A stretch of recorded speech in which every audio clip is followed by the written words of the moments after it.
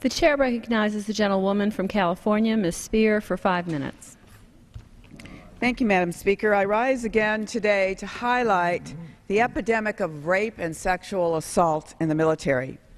This is the 14th time that I will stand on this floor to tell the story of yet another victim. Each has proudly served their country, each was violently attacked, and each was subjected to a system of justice that protects the perpetrators and punishes the victims. Make no mistake, the United States military is the finest in the world, but even the Department of Defense recognizes that there is a deep-rooted problem of military sexual trauma that must be addressed. DoD estimates that there are some 19,000 soldiers who were sexually assaulted or raped each year in the military is a staggering figure. Sexual assault in the military is a cancer that is undermining readiness, unit cohesion, and morale. And fixing this broken system will strengthen our military, not weaken it, as some have argued. Today, I want to tell the story of Specialist Andrea Nutzling. Originally from a small town on the banks of the Ohio River, Specialist Nutzling served in the Army from 2000 to 2004 and then served in the Army Reserves from August 2004 until April 2010. She has served her country in Korea and twice deployed to Iraq. In 2002, while serving in Korea, Specialist Nutzling was sexually assaulted by an intoxicated colleague outside the latrine.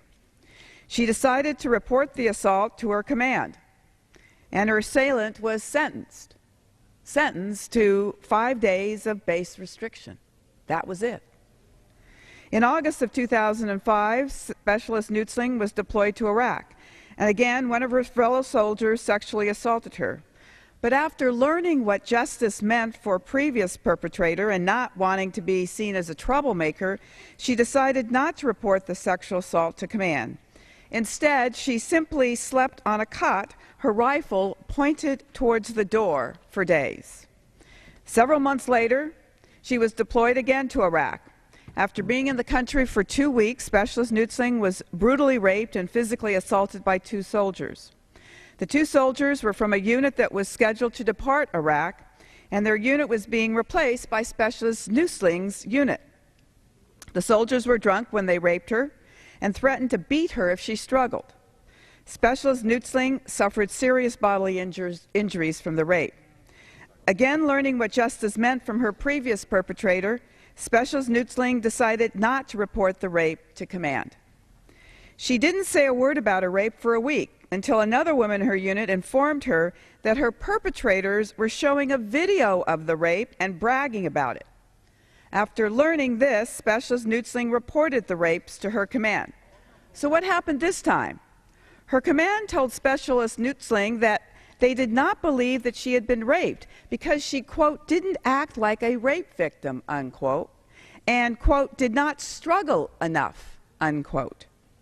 Her unit commander also told her that he decided not to disclose Specialist Nutzling's allegations of rape to the investigative services because he didn't want the men separated from their unit.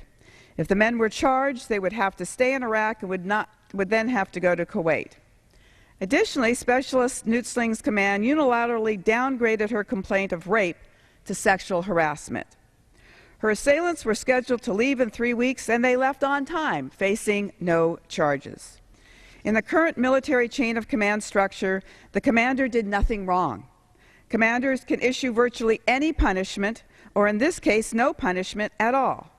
Command has complete authority and discretion over how a degrading and violent assault or rape under their command is handled. They are the judge and jury. We need to end this unjust and horrific pattern, and we need to end it now. That's why I have introduced H.R. 3435, the STOP Act, because it's time. It's time to stop this horrific culture in the military. I yield back. The chair recognizes the gentleman from Connecticut, Mr. Murphy, for 5 minutes.